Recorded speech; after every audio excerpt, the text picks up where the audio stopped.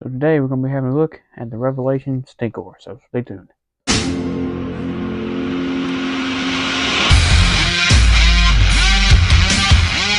This is the Revelation Stinkor for the Masterverse line.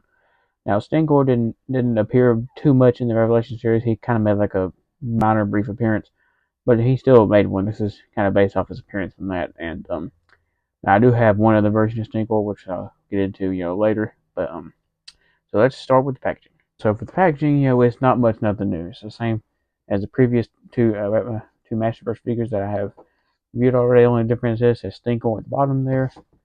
It says Stinkor on the side.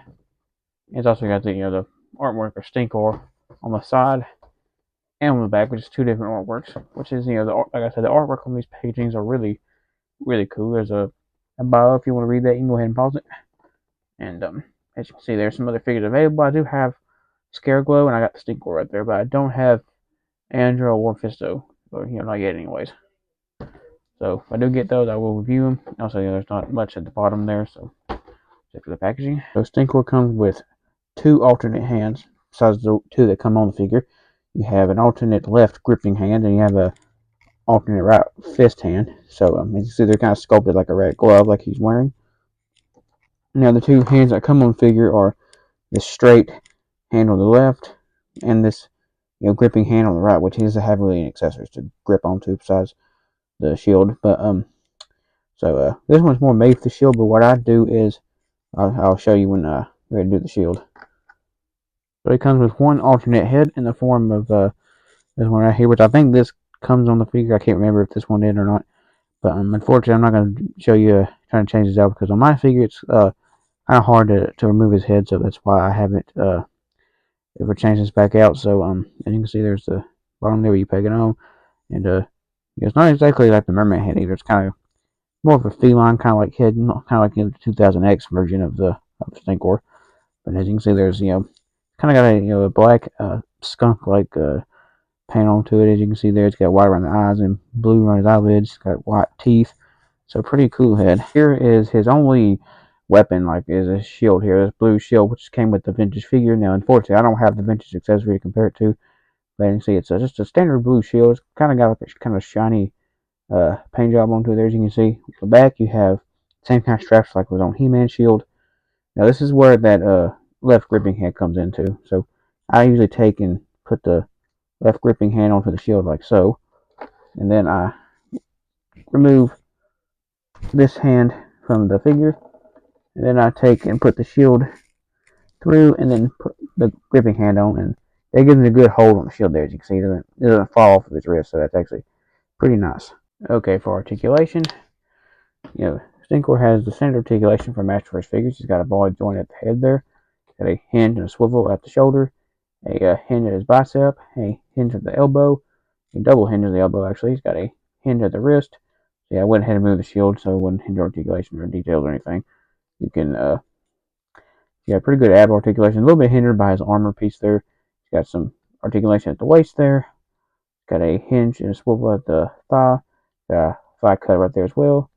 Got a double hinge there at the knee, which is a little bit stiff.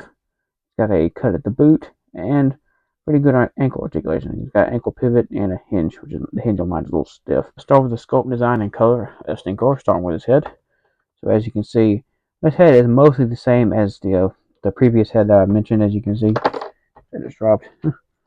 So as you can see, it's the same head just about, except it's got a different eye expression there, as you can see, and also it's got the mask.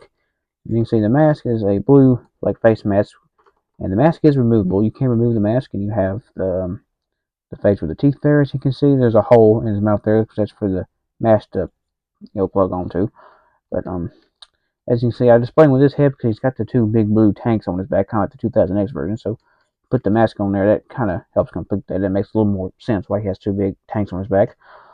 But going down, he has the same armor piece as Mechanic, which makes sense because they reuse the same armor piece on Stinkor in the vintage line.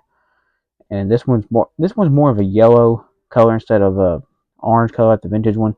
But you see, this one's got the thing that sticks out like the vintage one and everything. The only difference is the vintage one didn't have the big tanks on his back. Now, unlike the classics version, which I do not have, these are not removable. Unfortunately, I don't have the classics version, but the armor piece is removable itself. You can you can unpeg it and you can see his chest under there. And luckily, this is actually pretty easy to peg back in. It's not too difficult. Some armor pieces were very difficult, like in the vintage line. Truck loss was really difficult to get back on. That's why his has never come back off of him. But as you can see, he's got a skunk like pattern down his top of his head there and his arms, and kind of a euphemism because he's supposed to stink. And there's also kind of a big nitpick with this figure I have is he doesn't stink. Now I know that's a weird thing to kind of nitpick about something stinking, but Stinkor is supposed to stink, and this figure does not. So kind of a missed opportunity there. But as you can see, it's got the the red belt and the furry loincloth. As you can see, it goes down his back there as well. He's got red gloves. He's got the fur on his legs there. So they didn't reuse any parts from He-Man or Skeletor with his body. He's got the red top of his boots there, which do, like I said, do swivel. Mine was actually backwards, so I had to turn it around when I first got this figure. And he also reuses the same monster feet as Skeletor, as you can see, just painted red to match his boots. Which, that is kind of the same way as a vintage figure. He reused the same legs as Skeletor, except his boots on the vintage one were orange, and these are red, so it's a little bit different. So for comparison time, here is this new Masterverse Stinkor compared to his vintage counterpart there. Now, the vintage figure was nothing more than a standard repaint of the vintage Merman figure in the skunk paint scheme. But and as you can see, there's quite a few differences here.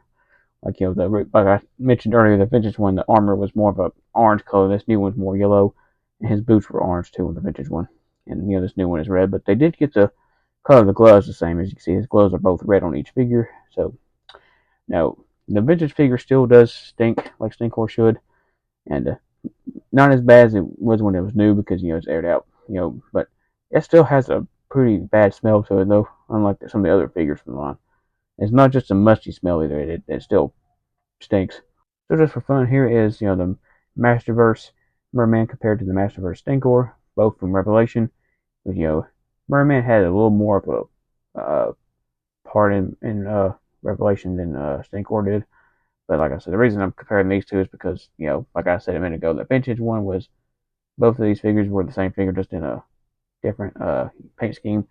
Now these two Masterverse figures are obviously not the same figure, as you can see. But now, as you can see, Stinkor still pretty much looks more like his original vintage counterpart here, and Merman looks a lot different, as you can see, because Merman, this is after the big fallout with the magic going extinct, and Merman came back and he's got scars all over his body. He's got a scar down his eyes, so he has no eye now, and for whatever reason, he's missing his armor. I don't know why that is. They didn't explain why his armor was missing, but it did kind of make him look different from other versions. So what do I think of this figure overall? Yeah, that's a pretty good figure. Now I got some nitpicks with it. Like first of all, it doesn't have the stink like the vintage figure does. Yeah, that was a big thing for Stinkor back in the day, and this figure is lacking in that regard. But other than that, I really can't find any other nitpicks I have with this figure. But yeah, it's one of my favorites I do have, and the original Stinkor is also one of my favorite figures too.